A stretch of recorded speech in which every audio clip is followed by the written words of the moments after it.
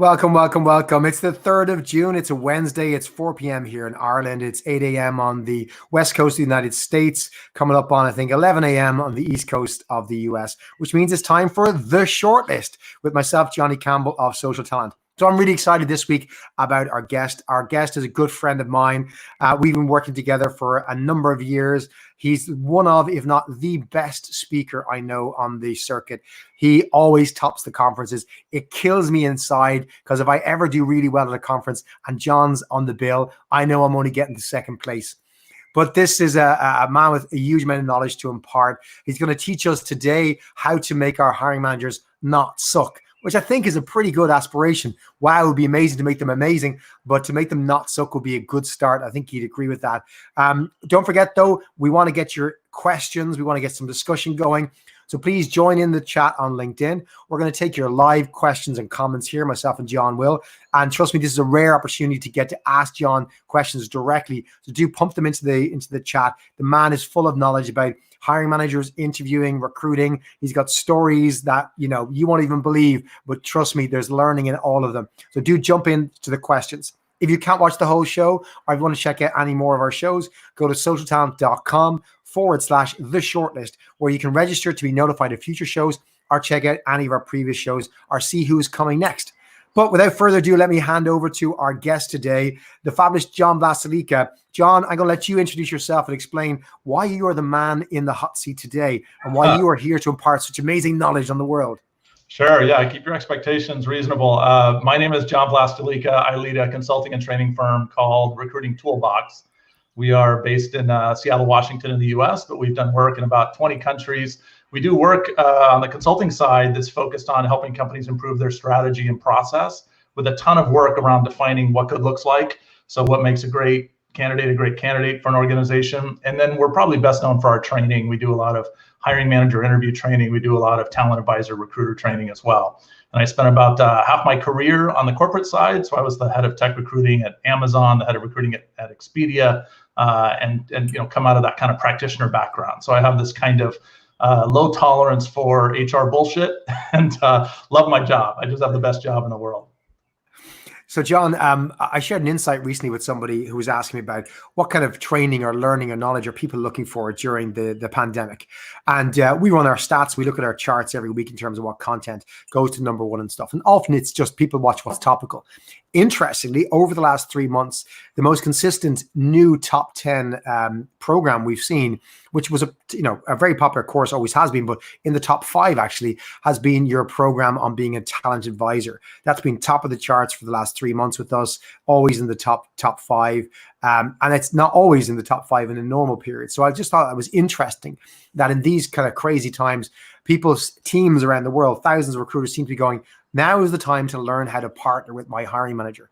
So I want to share that. I think that's why we thought it'd be topical to talk about this. It's not something that is going to be something just about COVID-19 and pandemic. Quite the opposite. I think this has always been an important topic.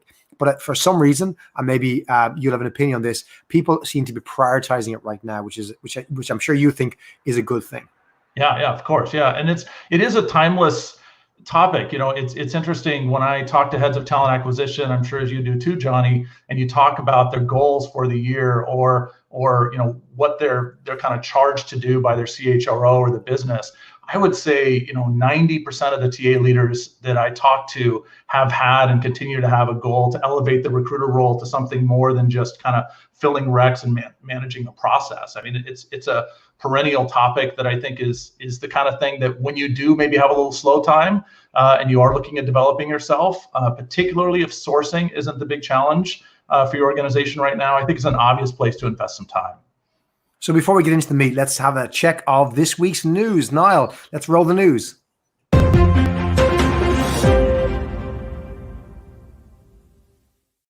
First article that we came across, John, was in Forbes last week. And it talked about how the coronavirus is changing hiring and recruiting going forward.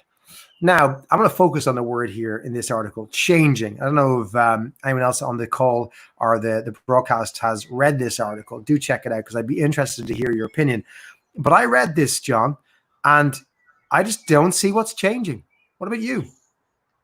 It's interesting. There certainly are some dynamics changing in the kind of supply demand dynamics, right? I mean, some organizations have not only cut back hiring, but have laid folks off. We have unemployment at record highs in many markets. So I think there is maybe a bit of a shift in the kind of power balance between employer and employee that is more a function of a recession than a function of the kind of coronavirus. Obviously, there's a lot of changes when everyone's working from home, and there's more demand as people experience the benefits of it. I think that you're getting a lot more questions from candidates to employers saying, "Hey, is this something I can do full time, or do I need to be close to headquarters or this office?" And I think there's going to be some things that drastically change around the way we think about compensation, the way we pay people. I think there are some changes that are going to happen, but a lot of those changes are just an acceleration of what was already in place. It's not like it's out of nowhere. There's all these things that have radically changed the way we recruit. There's still, critical work to be done around your EVP. There's still critical work to be done around defining what good looks like for your company, really making sure you're focused on diversity and inclusion, all these kinds of things. There's a long list. They continue to be really important to, CEOs and heads of HR and heads of talent acquisition. But I thought it was interesting, and you're dead right? Lots of things, of course, are changing. Recession being probably the major impact. This article's kind of sole premise was that there's been a massive shift in the principles. And one piece that I latched onto, right? Maybe it was just me, John. It was referencing a piece of research from JobVite, right? And we all remember JobVite used to do a social recruiting survey like years ago, and it was like everyone in the industry read it. And then it became the recruiting survey, and then I don't think anyone reads it anymore, right? But Forbes do. But they referenced this, and they said, in this new world, employees are gonna focus on three core things that are gonna be important when they look for jobs: their remuneration, the values of the company, and the culture. And I'm looking at this going, really? They're the new things people look at? Remuneration, values, and culture? Right. Never mattered before. Suddenly it's the new thing, right? Yeah. I do think that's, it's really hard. People go to experts, and I'll put that in quotes, right? For what's changing, and you feel compelled to say something because you're getting interviewed, right? You're going to be in Forbes or whatever. And so I think it's hard. People can't predict the future. I do think there is a shift. You and I were chatting a little bit, the values have always been important, but maybe there's going to be a closer look at what those values are now. I think there probably is a little bit of a swing. People that were feeling comfortable that if I don't like my job, I can walk out the door and get a job across the street with a company just as good, might be a little more focused on kind of stability of the company. And maybe this is a place I need to be prepared to kind of stay at for several years, which also means I might be a little more, focused on values and career opportunities and culture and some other things. So I think the weighting of things might have changed, but I don't think that things have changed, right? Yeah, they should have interviewed you for that article, which brings me on to our second news item. Now, our second news item is from LinkedIn this week. So use the hiring manager maturity model to build a culture of recruiting. John, have you read this article by any chance? I saw this article. I think it's fantastic. It is probably the best article I've read this week. Yeah, it's absolutely fantastic.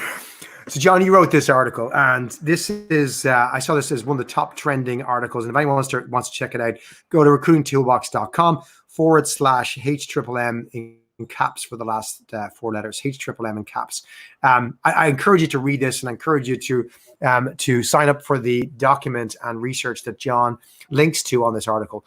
But talk to me, John, about this maturity model. Why does the world need another maturity model, and why hiring managers? Oh, geez, yeah. There's so many maturity models out there. I would say, I'll tell you what's interesting is there is such a focus on, fixed recruiting and the role of the recruiter, and great recruiting depends on great recruiters. And there's definitely opportunities for all of us to step up and be better at our craft.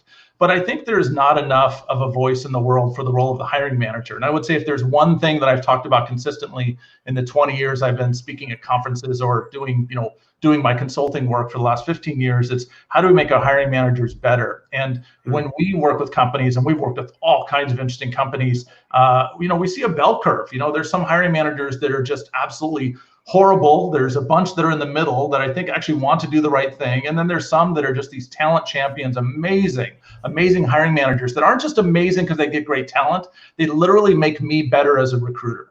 Like they make my job better. They make me better. They push me harder. And so one of the things that I felt like was missing in our marketplace was a way to kind of talk about the different kinds of hiring managers that exist. And then more specifically, how do we get them to be better? How do we get them to be better at their craft? When they're better at their craft, everything improves: speed, quality, diversity, and my happiness as a recruiter. I mean, I loved going into my job as a corporate recruiting guy, knowing I got to work with people that were smarter than me, that were amazing at their craft, that would push me. I give credit, and I don't mean to take away from, I've had some pretty good managers in my day, but relative to the kind of hiring manager learning I received, I got very little from my direct manager. I got almost everything that shaped the way I think about hiring from working with just really, really smart, effective hiring managers. And so I think there's an opportunity for us as an industry to reflect a little bit on a piece that maybe only gets addressed through, interview training or unconscious bias training. We just kind of throw stuff to our hiring managers and say, go to this training. I don't think we're really stopping to think about how do we help our hiring managers just be better and make that a goal of a talent advisor, make that a goal of a recruiter, not something that just the training department does, or you go online and watch some training and you get better, but we're actually going to hold you accountable for being better. Does that make sense? It does. So, you list a bunch of attributes on kind of 4 different pillars of maturity in terms of where a hiring manager can be. But if you were to say, and maybe this is an unfair question, right? But if you were to recommend one really important pillar to kind of start with, if you've got hiring managers in your business that you think, they are more on the suck end of the scale, right? Yeah. What would be one of the most critical things to do to get them on the journey to being these super duper hiring managers? Like, because if you give this to loads of things they could be doing, right? Yeah. And a lot of people might go, right, that's like 10 things I got to fix. Like, where do you start, John? So I think one of the things that frustrates me in the area I'd probably start with is a lot of hiring managers, when they describe their work, if I'm an engineering manager, I build software that helps consumers do X, right? If I'm a marketing manager, I'm all about SEO, SEM. I'm trying to drive more traffic to our site and convert leads, whatever. That is how they describe their day job. Very, very few managers describe their day job as kind of including recruiting. They see recruiting as something that lives outside their day job. It's this over here thing. And I'm doing you a favor, Johnny, when I spend time on, recruiting. It's something I'm doing that's extra. And so one of the things that I think the most important thing we can do probably to start is define what are our expectations of hiring managers. Like when we go inside organizations and we do an audit of their recruiting process and we do an audit of their strategies, we rarely see expectations being articulated back to the business around what we expect of them. Instead, we see all this NPS survey feedback. How am I doing as a recruiter? What are the top 5 things we need to be fixing to serve the needs of the business? And that's fine. You should get feedback. You should absolutely get feedback from the business. But my question is, have we defined expectations well enough so that hiring managers have goals? Hiring managers are measured. Do our competency models, do the way we define what it looks like for a hiring manager include hiring? People managers can be successful in so many companies and still be shit at hiring. That seems broken. How can you be a successful engineering manager, a marketing manager, sales manager, a finance manager if you're not good at hiring? And a lot of people say, well, of course you can. That's a core part of the job. I'm like, prove it. Where in your performance management process, where in your competency model, where in your career leveling guidelines, where are you actually embedding success in recruiting as part of a hiring manager's job? And so I think we can sometimes be enablers of something that frustrates us, which is, hiring managers should step up. And I'm like, define the expectation first and then give feedback. That's probably a great place to start. So it's funny, that reminds me of a customer I was talking to last week. And we were talking about, learning is our business and trying to get people to learn. And through learning, they can develop. And we had feedback from one of their senior managers. And the senior manager said, listen, I'm not measured on my team's learning. So I'll be honest with you, I'm not going to ever care about it. And it was just so disappointing to hear, but so it's honest, right? Because to your point, if the person's not going to be measured on it, like, I'm sorry, I'm just not going to, the average hiring manager or person is just not going to prioritize that. Like, unless somebody's going to hold me accountable to go, you're at this, you need to get to this, where are we? People aren't going to focus on that. They're going to look at the KPIs that their boss is going to beat them up over. Exactly. And they'll do everything they can around that, and that's the end of it. So I've got a great question, actually. It kind of follows on a bit from our last point here, right? And I'm going to mispronounce this, so my apologies. Iwa Zacek is asking, do you have tips on how to work with distrustful hiring managers when you're jointly delivering on a hiring goal as a team of recruiters? This situation poses different challenges than when you have a one-to-one relationship. So there's 2 things here I think she's getting at, or he, my apologies. One is, you have a team of recruiters as you're part of a team and you have distrustful hiring managers. Have you come across that before? What would your advice be to kind of work through that? It's interesting when hiring managers distrust recruiters. You have to really diagnose why. And I will say one of the things we do to kind of hurt our credibility sometimes is we're not actually bringing enough insights into the conversation. So, for example, I get frustrated by articles in Forbes or the Wall Street Journal or Financial Times or something that talk about hiring from kind of non-experts, or that highlight what Google is doing or something as this kind of best practice thing. And a lot of our hiring managers are reading those articles. They're picking up on insights that may not reflect the reality for our organizations. And so when we come in and say, hey, this is actually going to be a really hard job for us to fill, and then they look at us and go, but I just read an article saying unemployment's at an all-time high. What the hell are you talking about? This is going to be hard. And they feel like there's a disconnect there. And then we don't counter that with our own internal insights, our own external insights. So a lot of, I think the opportunity for us in recruiting is to think of our jobs. How do we educate hiring managers so that they're more aware of market realities? I think the mistrust comes from the sense that either one, we're not in tune with the market, which of course we're way more in tune than the hiring manager is probably, but shame on us for not sharing that. Or sometimes the mistrust comes because there's this sense that, as a recruiter, I'm just trying to get a butt in the seat. Like I'm being measured on hires per month. I'm being measured on time to fill. I'm being measured on diversity or something. And I'm just pushing really hard on the hiring manager to make a decision or to do something that maybe she doesn't feel like is the right thing to do for her business. And that creates mistrust. So those are probably two things I would say I see most frequently as root issues when there's a lot of tension between the two. The third thing, is sometimes just in recruiting, we're just not doing our jobs. Like, it's really quick. We're quick to blame the hiring manager for being unrealistic or something. But a lot of times I have recruiters that are either so busy or just don't have the skills to go out and headhunt the talent the manager wants. And so the hiring manager gets frustrated with us and just starts to not so much distrust us, but they just have lost confidence that we're going to be able to get them what they need. And so they start doing what I call end arounds, right? They go get their own search firm involved, or they do something outside of our process because they just don't trust that we're going to be there. And that trust thing is really important. I remember I had a session with a team of recruiters, and we talked about, the challenge you mentioned, hiring managers. How do you make them suck less? And they're like, yeah, those hiring managers, they got to suck less. They got to work with me better.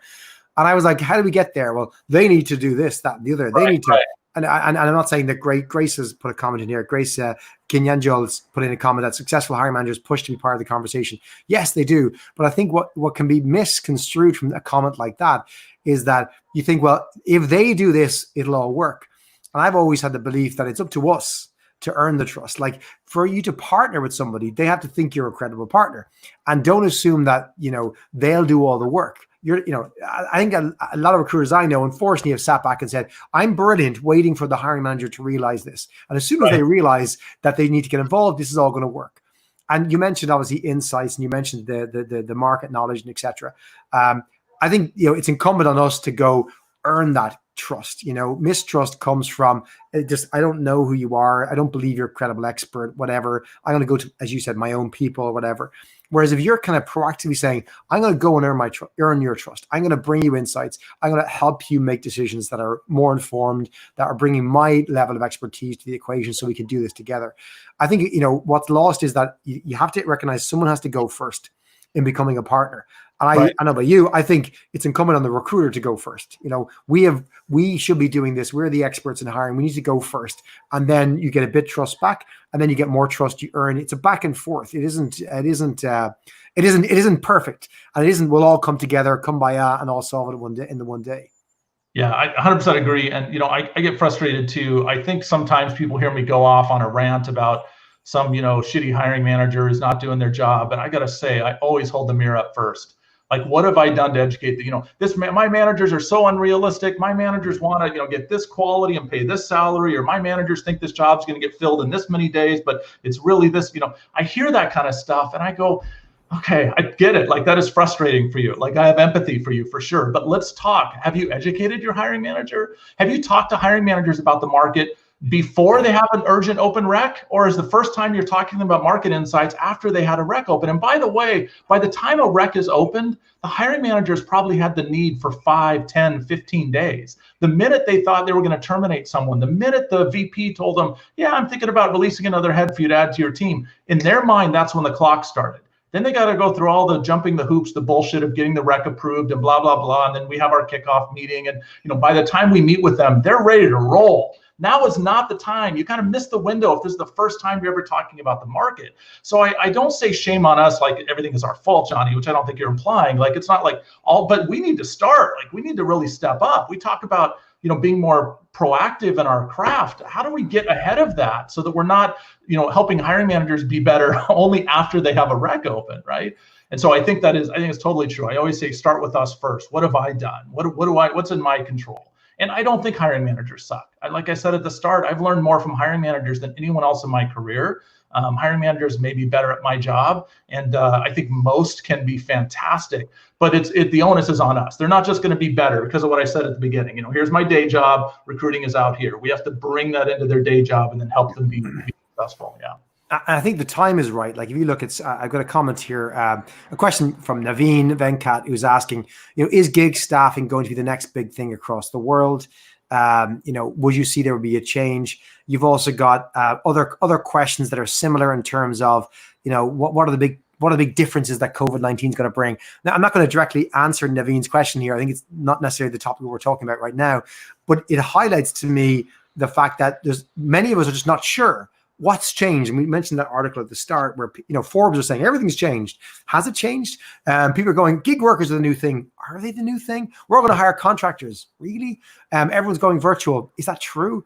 I think hiring managers probably today have more questions and more confusion about the talent market than they ever had, right? And so if you're ever going to have open ears as a hiring manager to work with a recruiter, now is the time where a recruiter goes, calm down. Listen, I've been on all the webinars. I've heard all the John Vlastelica speak about this stuff. I've gone on some sessions. I've looked at some economic data. Here's my opinion, and here's why. And that will calm you down. I think you could probably have an open door right now as a recruiter for a hiring manager to go, tell me what's going on in the world, because I just don't have a clue. Many of us recruiters who do this full time are not sure, right? So hiring managers who only do this occasionally, it's got to be a minefield for them right now. I think so, yeah, and I do think we have to bring more point of view. There's a lot of there's a lot of data we have access to, and I get frustrated when I sit in on a recruiter hiring manager conversation and there's not enough of a point of view, or we're not addressing the root issue. And so, for example, Johnny, one of the things that frustrates me is a hiring manager will have one role to fill. And we bring in all this high-level macro data about the economy in the UK or the economy in India. And we're talking at macro level, and the manager's like, I just need to fill one rec. Why are you talking to me about 36 million people unemployed? Why are you talking to me about trends with baby boomers and Gen X? And I need to fill one rec, right? And so I think sometimes we have to check our elevation when we're having these educational conversations. Like, what does this manager need to hear? And the closer you get to one rec, the less the macro data matters and the more the internal data matters. Like, what have been our best sources of hire? Should we go contract? Should we go internal? Should we go external? Like, those things are really more kind of company specific or rec specific. And I'd like to see more of that thinking. But to go to the point about India and the gig economy, I do think something that is shifting, fundamentally shifting, not because of COVID-19, is, hiring managers are starting to look or think about talent, and whether you're full-time employed or contract or consulting, or whether you're externally hired or internally developed, managers are thinking less and less in the language of recruiting, which is recs and resumes.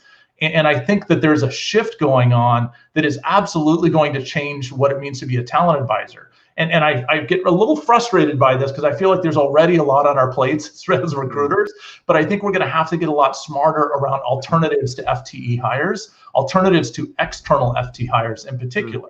And I spent a lot of my career pushing back on HR leaders that wanted to put, internal mobility on my plate. I'm like, no. My recruiters are external headhunters. We bring talent from the outside into the company. That internal mobility shit, that's HR's job. I don't do that. That's not me. We're recruiting outside in. That's what we do. Now I think 2020, but it's not just 2020, 2019, 18. I mean, for the last several years, that's not how leaders think about their talent needs. They think about them in, build, borrow, buy, and bots, right? I mean, they're thinking about all the different opportunities out there. And if we're only in the kind of buy mindset, if we're only thinking about bringing outside talent in, I think we're going to really miss the opportunity to have a strong voice when we talk about talent strategy. I don't know how we're going to do it, because we're going to just have our blinders on and be too focused just on external hiring. Does that make sense? Yeah, I think you're dead right. I spoke about this at Talent Connect 2 years ago and talked about that concept and talked about build, borrow, buy bots as well, and kind of saying that we're going to see this move. And then not a whole lot changed in 2 years, a little bit, right? To your point around COVID-19, if anything, it's just been an accelerant of things. I've heard so many large enterprises, a couple 100,000 employees plus, who are going to be asking their recruiting teams over the next few months to recruit internally for the first time. Not go, no, it's not HR's job anymore. You got to headhunt. Like, get on LinkedIn, source with company name us, look for the skills and the talent. You have their phone number in our directory. Right, you have to deal with their you're going to deal with their manager first, because you got to prep them. But we're going to go do this. This is because we don't want to be only looking externally. We're going to make the most of the people we have right now, because an event like this, forces people to start accelerating these things. So I do think that's going to be, and that puts more pressure on that relationship piece, right? And I've got there's a great question here that we got a comment from Tatiana, who's a recruiter at Amazon Operations. And Tatiana is adding to the mix. I think this is a really good question. I'd love to hear your view on this, John. Working remotely is way harder to build credibility with hiring managers. I think this is so true.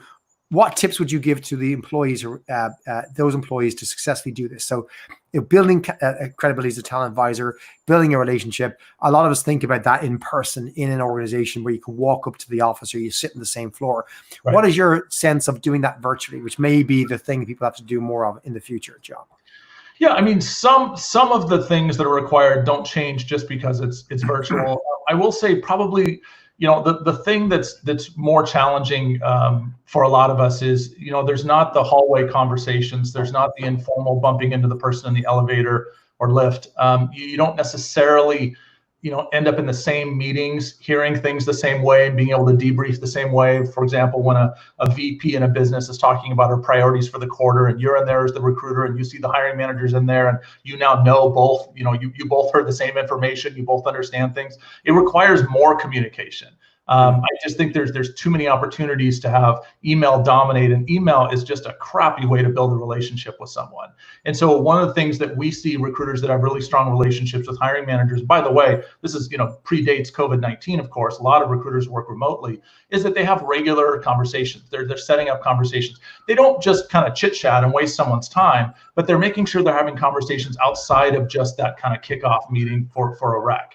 And sometimes that looks like a video call where we're checking in on, holding each other accountable for the things we committed to doing in the kickoff meeting. Sometimes it's debriefing a little more detail on a candidate that was submitted. I see a lot of recruiters, I don't want to call it laziness, because it's just the way we work now, but you send a bunch of profiles through an email and you say, let me know, right?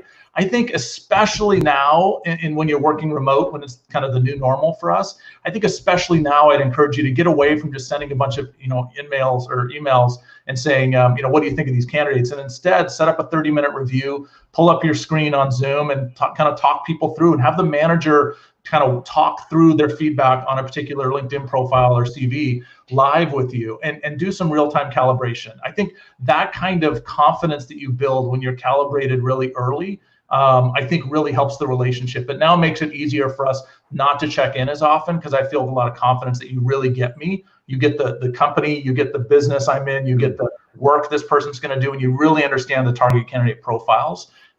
That to me is what I'm seeing is more communication, but also trying to move a little things that we traditionally did, in email, maybe back into a Zoom, back into a live conversation. Yeah, I think that's an excellent tip. Actually, it reminds me, like, if I think of my schedule, I have people who schedule meetings, and then they have attached a document that I meant to have read beforehand. And I know for me, it's like I have to book time to read the document. That's the way I run my schedule. I think you should assume our hiring manager is the same. It's like, don't send them and say, let's talk about it later on. It's like, as you say, book the time where we're going to review it and discuss it all at once. The hiring manager will appreciate that. It's like, great, I don't have to touch any resumes or CVs until this meeting in my diary with this recruiter that I know. She's going to walk me through. We're going to have a conversation, and at the end of it, we're going to have made decisions on whether we go forward or not. Fantastic. Exactly. I can get stuff done. That's exactly what we do in this world. We get stuff done virtually. We book it out that way. Exactly. I have a couple of comments here from Martin Warren. Martin saying recruiters now need to be coaches and trainers of hiring managers for the right practice hiring in their org. And then moves on to a question to say, is the issue, John, here we don't develop our recruiters' capabilities so they can have the conversations you're talking about? For example, developing recruiters' influence and persuading skills. So is it that, like, the concept maybe people can get to understand, but they actually aren't great at these influence and persuading skills. By the way, Martin, if they're a recruiter and they're not good at influence and persuading, but yeah, I do hear you. I hear your point, Martin. What do you think about this, John? Is it the more fundamentals there? Yeah, it's interesting. We do a lot of work teaching recruiters and recruiting managers how to influence. I would say a lot of our workshops, that's probably the core focus. How do you change behaviors? How do you get people to do things they don't want to do? So I think there's absolutely skill development opportunity there, but I would say there's also some other dynamics going on. Some recruiters are so stuck in that order taker mindset. I'm the subservient customer service rep, and you, the hiring manager, are the almighty. You're a director. I'm just a recruiter. There's real fear around that, and I don't mean to make fun of that as much. I make fun of that a lot, but I don't mean to make fun of the recruiter. But that people pleasing, you're my customer kind of shit that I grew up with when I started recruiting in the 90s. It really did not serve me well. I did not really step into my influencer kind of role with hiring managers until I shifted my mindset. And frankly, I didn't just have a revelation one day. I had a hiring manager who happened to be a C-level executive at Amazon who was the one who really pushed me to get out of that mindset. He told me my thinking was flawed. Like, you are a broken man. You are going to be very unhappy here if you think of yourself as just purely a supplier to us as the customer. And we had this amazing conversation, and it really shifted the way I thought about my job. And so I think it's not just skill building. I also think there's a certain permission that people need, or a certain mindset shift that people need, and they might need to be pulled a little bit more into that direction. And then, just as importantly, if you're in a culture that doesn't support a recruiter pushing back on a manager, if you're in a culture where that kind of shit gets escalated to the personnel office, the HR rep, or to you as their boss, and you don't have their back, nothing's going to change. No. Nothing is going to change. And I won't out the client, but I had a client who was trying so hard to transform their TA team into something more like a talent advisor, group. And the challenge was, any bit of noise got escalated so quickly, and people just shut that down. And so, you can want to develop your skills. You can want to exercise those skills around influence and pushback and strategy and coaching and training and all of that. But if your organization doesn't support it, if you haven't fundamentally said, we absolutely not just want, but we expect our recruiters to show up and have these kinds of conversations, which may, by the way, get a little ugly, because we may actually be acknowledging it's not our fault that time to fill is so long for this role. It's not our fault that, it's actually the hiring manager is not responding. The hiring manager is not making this a priority or whatever. And therefore, I need to kind of elevate my conversation to more of a peer-to-peer conversation. Until we're ready to do that as an organization, and the leadership team is kind of behind it, I think it's going to frustrate a lot of recruiters. Some are going to do it no matter what. And that was me. I didn't wait for everyone's permission for me to transform my TA team, but it absolutely requires some leadership on the TA side, as well as kind of a little bit of a business kind of getting the benefit of it and kind of pulling for it a little bit. Once they see recruiters that are more advisory, more consultative, that are bringing more insights, that are actually improving speed, improving quality, improving diversity. Once they start to experience that a little bit, it creates pull from the business. The business wants more. Yes, please, more, please. I want to work with a recruiter like John, who's going to bring these insights, who's going to push me, who's going to make me better. That's amazing when that happens, but it doesn't happen just through training.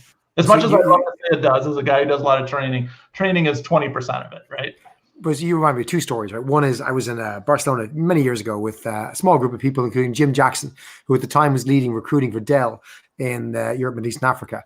And Jim told us, the group, about how, what metrics he used. And he says, well, amongst the metrics were he takes an NPS from hiring managers of the recruiters.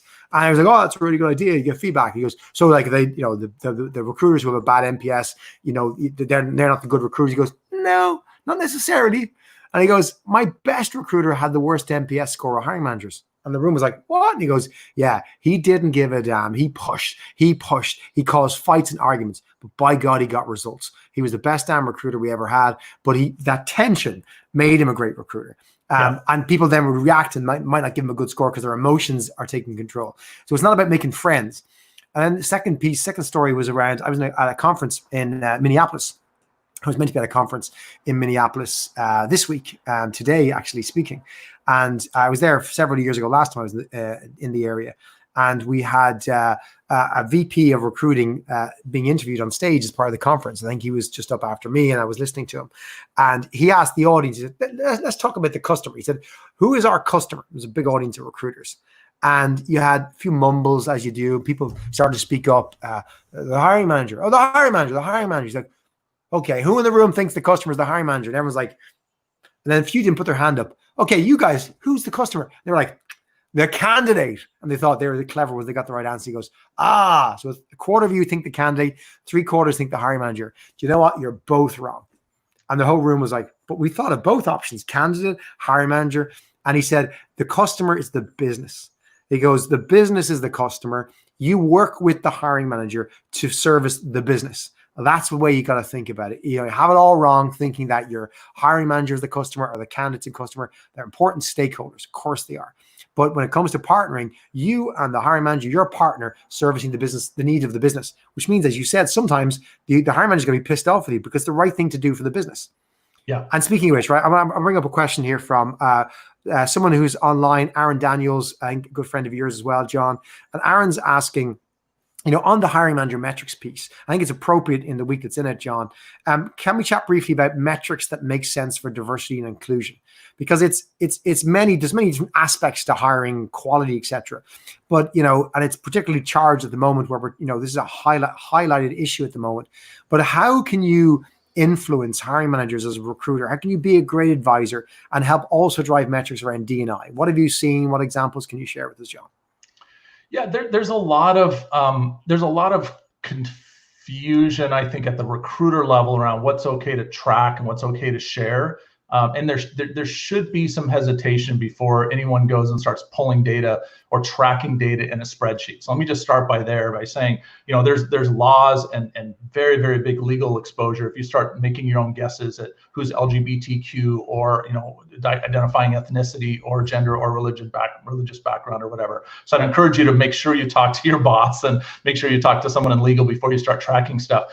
The organizations that I see kind of leveraging metrics effectively, they're primarily looking at the kind of current mix they have and the mix they want across a number of dimensions, and they're working on it not at the rec level, like they're working at it at the function or department or company-wide level. So they're maybe looking or just the candidate level, like the job level in the company. And so what I see is this is probably if someone is getting started and wanting to kind of drive some more accountability around this, I'm seeing organizations, of course, bonus some of their executives. Uber just published its quarterly report as part of their filings, and they talked about executive compensation being tied to some gender metrics, for example. So you're seeing companies that are actually being rewarded at that kind of executive level. From there, what you're seeing is organizations that are talking about, here's our current mix, here's where we want to be, and then identifying the kind of program level things or the kind of specific, sourcing, interviewing, closing, onboarding, remote, all the kind of company-wide level things that we're going to do to kind of drive better hiring in those areas. There's a lot of concern I have when people get very rec focused with their diversity metrics. And in the United States, for example, it would be illegal to say I only want to hire a woman, or I only want to hire a person of color into this role, or I am only going to hire a person of color or a woman into this role. And so I think there's also just concerns on the recruiting side. How do you make sure that you are being fair, providing equal opportunity to folks? I think it's absolutely common to see sourcing being focused on certain underrepresented communities and talking to the manager about that and talking about how you're bringing in talent. And maybe there's something called the Rooney Rule, which looks at kind of requiring a diverse slate and asking yourself, how often are we putting people into scoring position? How often are we getting a diverse slate built where of our 5 candidates the hiring manager reviews, 2 are women, 2 are underrepresented groups? How often are we doing that? And just tracking that. And then of course, seeing what comes out the other side. Like when you just, there's so much effort on, our industry is just addicted to sourcing. And like as if sourcing is going to solve everything. And largely it's because what hiring managers think. All of diversity would just be solved if you just source more. Like you have to be able to source for sure, but then we have to look at what's going on in the funnel at each stage of the funnel. So I think the metrics that organizations are using kind of depends on the sort of problem or opportunity they're trying to address. But a lot of the kind of what's our current mix, what's the desired mix, and then there's kind of company-wide program level stuff, and then getting down at the kind of, are we building a diverse slate so that people are in scoring position, and then tracking kind of how well that worked through the funnel to see if we're then maybe have another problem. Maybe our problem is kind of middle of funnel. So a lot of folks are using diversity metrics as much as a diagnostic to figure out what's going on in our process, as much as just kind of a way to kind of measure, did we or did we not hire more people in this category? Does that make sense? Yeah, it does. And I think you can, there's danger in metrics in terms of using the wrong metrics to drive the wrong outcome. I remember working with a very large engineering organization, and they had a diversity metric around slates, around, we got to make, around hires. We got to hire X percent based on these different ethnicity and gender targets. And the recruiting team was able to hit it because it was a recruiting team target. Yeah. And they found that the attrition level was off the roof. It was just insane that they were burning through this. And after 4 years of this, the overall company mix was identical. So they were hiring an unbelievably larger number of people who are diverse. But the people would walk in, arrive on day one, go, I don't want to be here. This is the most uninclusive environment. I don't feel welcome. I feel like I was hired to hit a number. It's quite obvious. The rest of the business thinks this as well. There's nothing in place to make me part of the team, part of the organization. I'm gone. I'm going to take my 3 or 6 months with this organization and go somewhere else. And the recruiters I met were so frustrated. They were hitting their goals technically, but they saw it as just useless. It was a useless goal because it wasn't big enough. Situation. Yeah, you keep filling up with water and it's just leaking out. And I think that one of the big shifts that's going to happen, I think there's a lot of recruiters that are very passionate about diversity, inclusion, and belonging and equality. There's a big focus on that in organizations, and I haven't met people that are anti-diversity, right? I mean, so at least in the organizations we work with, people are behind it. They get it. But it's so frustrating. Quick story. I worked at a company, CEO level directive to fix diversity, and that was perceived as a problem for the university recruiting team. Like it was first of all, it's perceived as a problem of recruiting, and then within recruiting, it was a university recruiting problem. If we just went to more historically Black colleges, if we just kind of targeted more women in engineering groups, we would solve diversity at a company with many thousands of employees. And I remember at the time, again, coming at CEO level directive, it felt very disconnected from reality. Like to your point, Johnny, even a reasonably intelligent, holistic thinker is going to go, you're not going to solve diversity with recruiting, and you're not just going to solve diversity by bringing more entry-level people in. And by the way, there's a shit ton of work we have to do after you hire them to make sure this works. And so I see people on the recruiting side get frustrated because they are ticking the box maybe on some of the things they're supposed to be doing. And I don't mean that in a derogatory way. I mean, they're doing the right thing on their end. Diverse slates or diverse interviewing teams. They're sourcing from places that maybe underrepresented groups are in. They're doing all the right things at the top of the funnel, and maybe even the people get hired. But then the question is, what's our plan post funnel?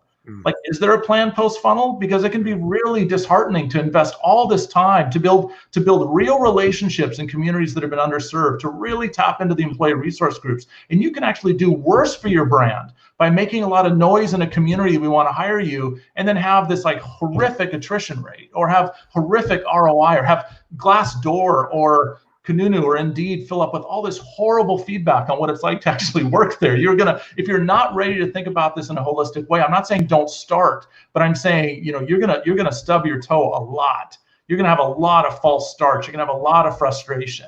I think it speaks to the trend you mentioned earlier, John. Sorry to cut across you, but you made a point around TA professionals are being asked to widen their sphere of thinking to solve business problems, and I think that in there is a great example where it's kind of going, if you just see yourself as a recruiter, your job is to get them in the door. You are not actually solving the problem.